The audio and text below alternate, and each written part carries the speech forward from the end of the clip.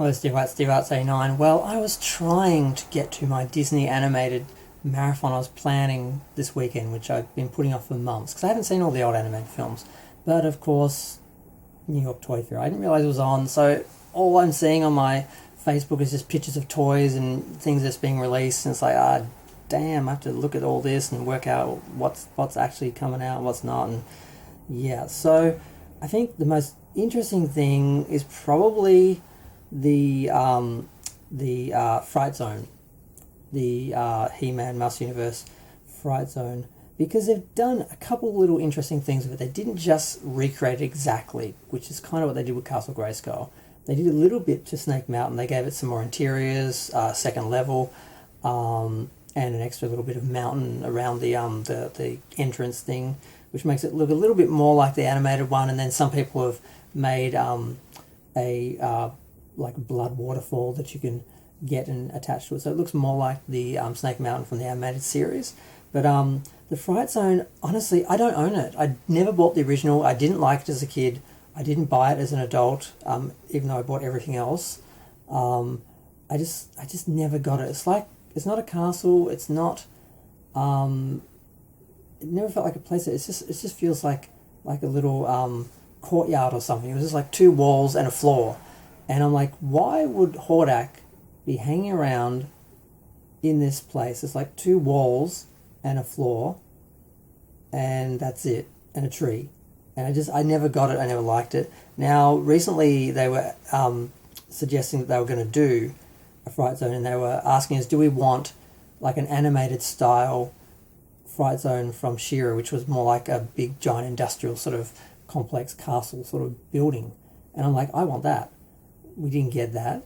They also had the snake lair, which I liked because it felt like Castle Grayskull, but and Snake Mountain, but a snake lair, and I actually thought that looked really good. But then they went and changed it and made it into, because for me a playset should be something that's self-contained, that you can put items in like a dollhouse, like the clamshell idea. You can open it up or you can close it off, and the idea that these other playsets are just like sets of items that you stand around. And it's like, I could just stand my figures around and like play with them like that if I wanted to, or display them like that.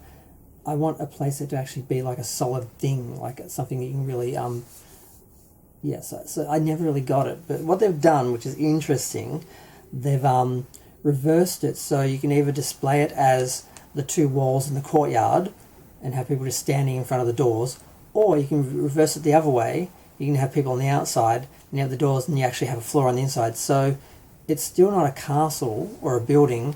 It's kind of like a room or a corner, but at least you're inside. So you can have these characters inside this room. You've got an outside and inside, and like the reverse side of the tree is like a throne for Hordak to sit on. So you can sit on this throne overlooking this little room where I guess you can have prisoners or his his followers just standing around looking up and worshipping him, basically.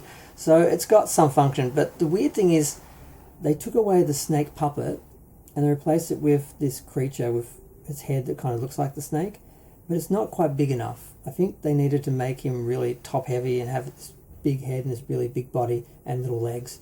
Instead, it's more like a lizard sort of size. So if you're kind of looking at it from the side, it kind of feels a little bit like the snake head coming out, but it's not really big enough.